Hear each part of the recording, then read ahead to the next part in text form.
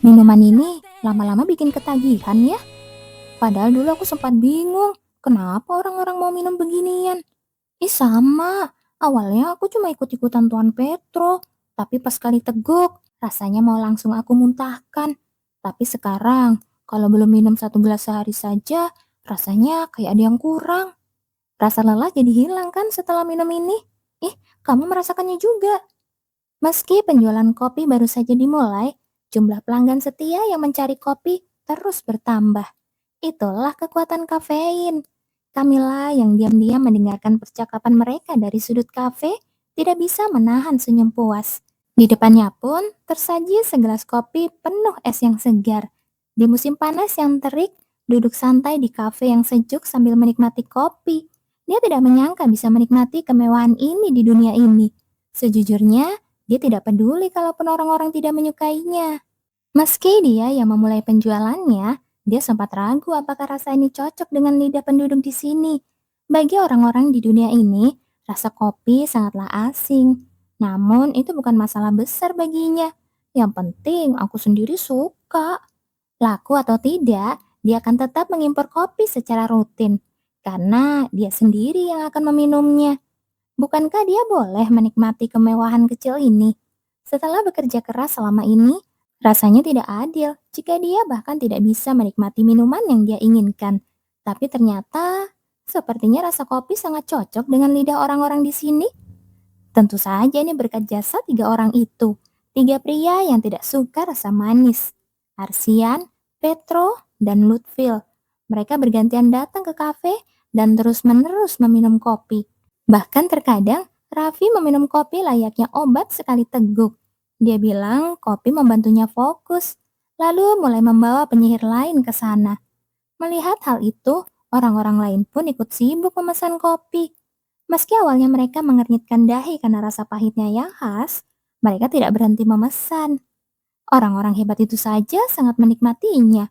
Masa aku tidak? Apa aku ketinggalan tren?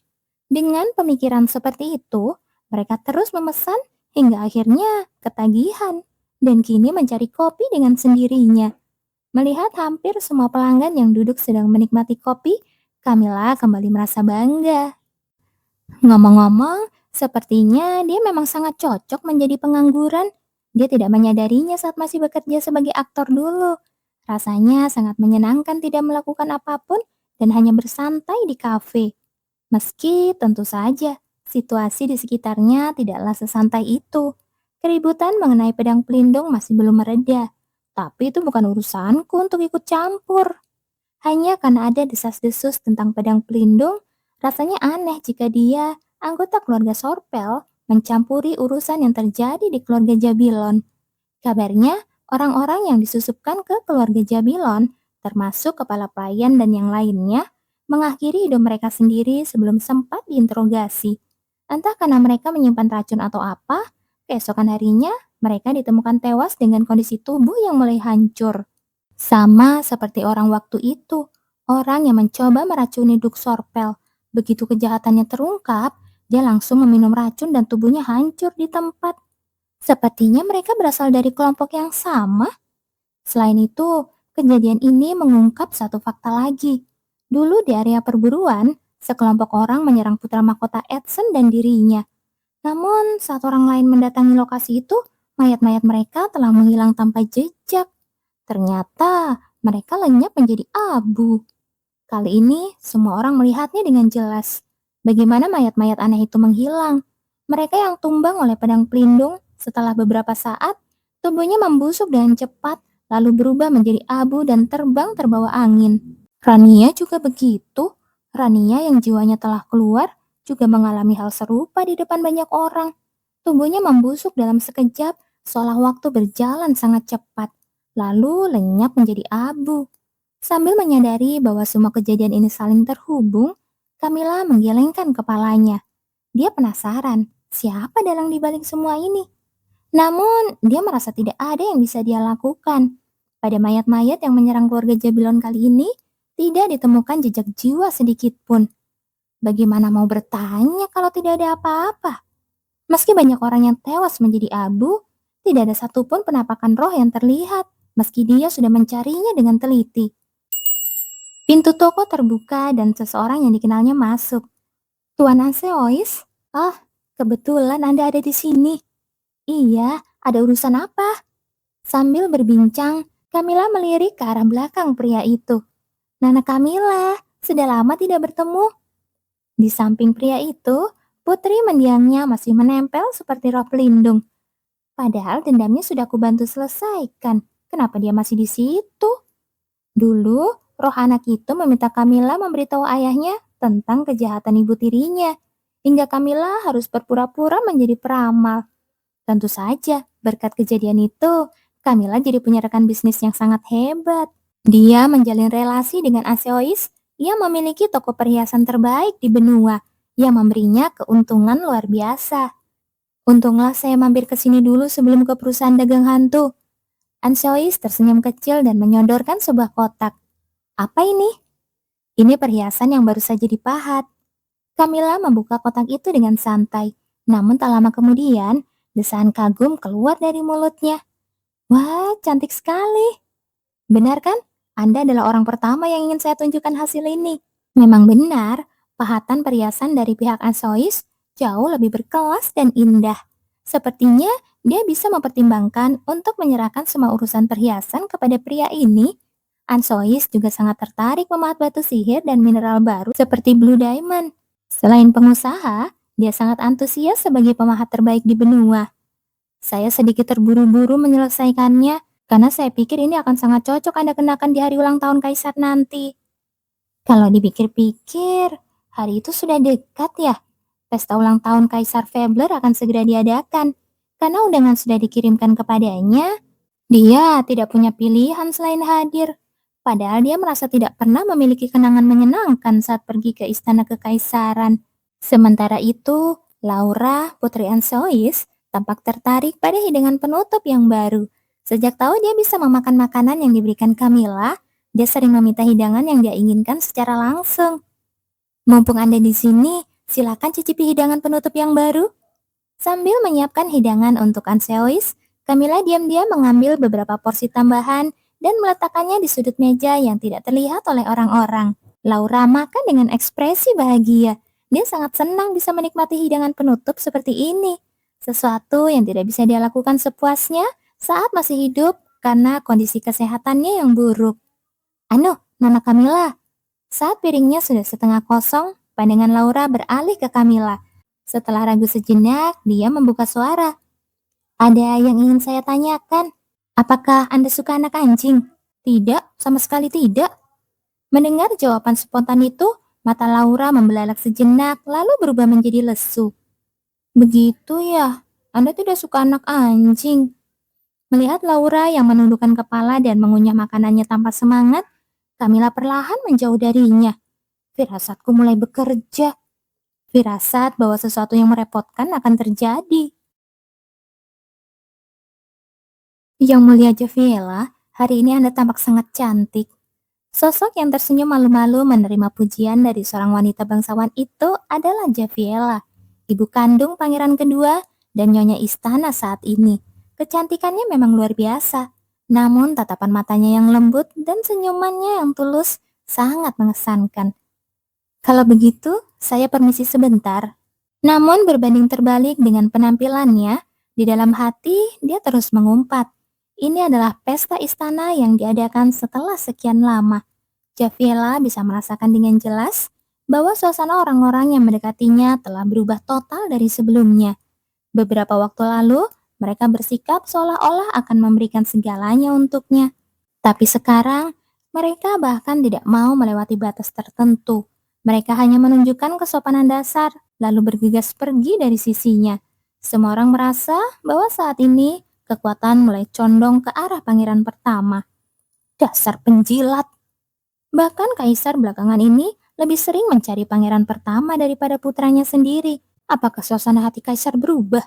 Seandainya rencana itu berhasil. Kekaisaran Gracia. Betapa lamanya dia mencurahkan tenaga untuk perang saudara mereka. Namun hasilnya sangat menyedihkan. Pangeran yang dia dukung akhirnya gagal dalam perebutan tahta. Dan investasinya pun musnah begitu saja. Betapa banyak uang yang mereka peras darinya dengan janji kemenangan. Dia tidak bisa menuntut kerugian pada mereka yang sudah mati atau bersembunyi. Hatinya terasa sesak, karena fakta itu sudah diketahui banyak orang. Mereka yang tadinya dia yakini berada di pihaknya, sekarang malah berebut untuk mendekati pihak pangeran pertama. Rasanya menyedihkan memikirkan bahwa selama ini dia mempercayai orang-orang seperti itu untuk menekan putra mahkota Edson. Tapi apa mau dikata, putranya tetap membutuhkan kekuatan mereka meski itu terasa memuakkan. Dia harus mengumpulkan kembali kekuatannya dengan cara apapun. Untuk itu, dia butuh kekuatan orang itu. Joviela bersorak dalam hati saat mendengar kabar bahwa seseorang yang bisa memberinya kekuatan itu akan hadir di pesta hari ini. Dia bertekad sekuat tenaga untuk menjalin hubungan baik dengan orang tersebut. Perhatian semua orang langsung tertuju ke satu tempat. Seruan kagum terus keluar dari mulut orang-orang yang melihatnya. Camilla yang masuk dengan dikawal oleh Duk Sorpel seketika menjadi pusat perhatian. Anda sudah dengar cerita tentang pedang pelindung? Saya sampai tidak bisa berkata apa-apa saking terkejutnya. Katanya kalau bukan karena Nona Camilla, keadaan bisa jadi sangat gawat kan? Bahkan orang-orang yang mencoba membakar kediaman itu pun ditangkap oleh Nona Camilla. Karena detail kejadian kali ini sudah tersebar luas, mau tidak mau, Camilla menjadi pusat pembicaraan. Dimanapun ada dua orang berkumpul, mereka pasti membicarakannya. Perhatian orang-orang pun beralih ke kalung yang melingkar di leher Camilla. Kalung hasil pahatan baru Anseois itu sudah lebih dari cukup untuk memikat mata para wanita bangsawan.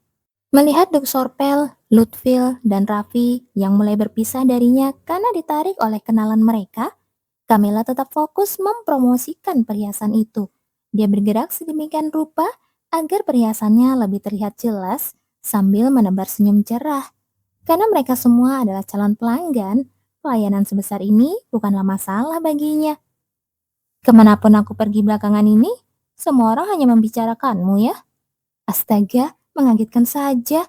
Entah sejak kapan dia datang. Suara putra mahkota Edson terdengar tepat di telinganya. Lama tidak bertemu, Nona Sorpel? Saat menoleh, dia melihat Edson yang mengenakan setelan putih sedang tersenyum lebar. Camilla membalas salamnya dengan santai. Kudengar kamu menangis terseduh-seduh di depan menara sihir. Benar-benar ya, dia ini juara kalau soal membuat orang kesel. Dari sekian banyak hal, kenapa harus membicarakan bagian itu? Apa tidak ada hal lain yang bisa dikatakan? Sepertinya memang tidak ada. Baiklah, memangnya apa yang bisa dibicarakan antara kau dan aku? Teruskan saja, buatlah aku kesal sesukamu. Kakakmu pasti sangat senang. Apanya? Memiliki adik sepertimu? Apa-apaan sih? Kalau Raffi dengar, dia pasti akan langsung bergidik ngeri. Saat Camilla menatapnya dengan tatapan tak percaya, putra mahkota Edson tertawa kecil. Rasanya pasti sangat menenangkan memiliki seseorang yang menangis untukmu seperti itu. Edson kembali tersenyum lebar, namun senyum itu tampak begitu pahit sehingga Camilla mengerutkan keningnya. Ada apa dengannya? Tidak biasanya dia bersikap begini. Dan juga ini terasa ajaib ya. Ajaib? Meskipun garis keturunan kalian hanya terhubung setengah, apakah kalian tetap bisa sedekat itu? Apa? Setengah? Jangan-jangan dia tahu bahwa ayahku dan ayah Raffi berbeda. Apa-apaan reaksi ini? Melihat ekspresi Camilla yang membeku, mata putra mahkota Edson sedikit membesar. Lalu dia tertawa seolah merasa konyol. Jangan-jangan kamu mengira tidak akan ada yang tahu ya fakta itu? Apa kamu terlalu meremehkan kemampuan informasiku? Benar juga. Apa aku salah makan? Kenapa aku sampai tidak terpikirkan hal itu? Di Kekaisaran Gracia, fakta bahwa Duk Eskra memiliki anak baru sudah menjadi rahasia umum. Kenapa aku sempat berpikir bahwa hal itu tidak akan sampai ke Kekaisaran Fabler? Apakah Nakon Alton bilang akan berusaha keras menutup kebocoran informasi? Apakah aku terlalu mempercayai ucapannya? Aku menanyakan ini juga hanya untuk memastikan. Ekspresi putra mahkota Edson tampak semakin geli. Ini adalah pertama kalinya dia melihat perempuan itu memasang wajah linglung di hadapannya. Kamu tidak lupa kan bahwa kemampuan informasi keluarga Sorpel tidak kalah dari keluarga kekaisaran? Lupa, aku benar-benar lupa. Apa otakku memang sedang bermasalah? Kenapa aku sama sekali tidak terpikirkan hal itu? Jika putra mahkota Edson saja tahu, itu berarti seluruh anggota keluarganya sudah tahu bahwa ayah kandungnya telah muncul. Astaga, sekarang dia baru mengerti. Camilla mulai mengingat kembali satu persatu perilaku aneh yang ditunjukkan oleh Duk Sorpel, Lutfil, dan Raffi di hadapannya selama ini. Ternyata karena itu, mereka bertiga selalu berusaha menghindari kontak mata dengannya setiap kali pembicaraan mengarah ke Kaisaran Gracia. Tawa hambar keluar dari mulutnya. Dia merasa sangat bodoh hingga tidak tahu harus berkata apa. Kenapa dia sama sekali tidak berpikiran ke arah sana? Kenapa mereka semua tidak mengatakannya? Aku sendiri memang tidak mau memicu keributan yang tidak perlu, jadi aku diam saja. Tapi kenapa mereka? Bukankah mereka juga memiliki alasan yang sama? Karena mereka tidak ingin membuat keributan yang tidak perlu. Duk Sorpel maupun Lutfil adalah tipe orang yang paling benci dengan keramaian yang berisik. Atau mungkin saja mereka menganggap hal itu tidak layak untuk dibicarakan.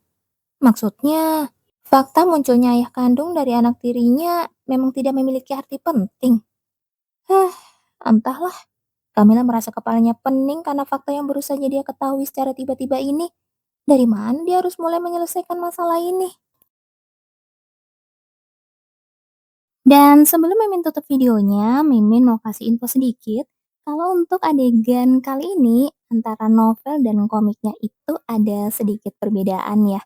Jadi di versi komik, karakter Ansois dan hantu putrinya Laura itu tidak pernah muncul.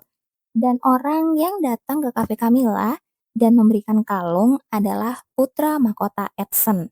Lalu saat Camilla menerima hadiah itu, dia mulai berpikir nih, ada skema apa ya ini? Putra mahkota, kalung mewah, dan ulang tahun kaisar. Nah, Edson yang ngelihat reaksi Camilla itu langsung ngomong, kurasa akan lebih baik jika aku memberikan perhatian lebih kepada Putri Duk Eskra. Nah, jadi semua adegan yang kalau di novel itu terjadinya sudah pada saat pesta, di versi komik itu terjadinya masih di kafenya Camilla. Oke, sekian aja video kali ini. Terima kasih buat kalian yang sudah nonton sampai akhir dan sampai ketemu lagi di video berikutnya.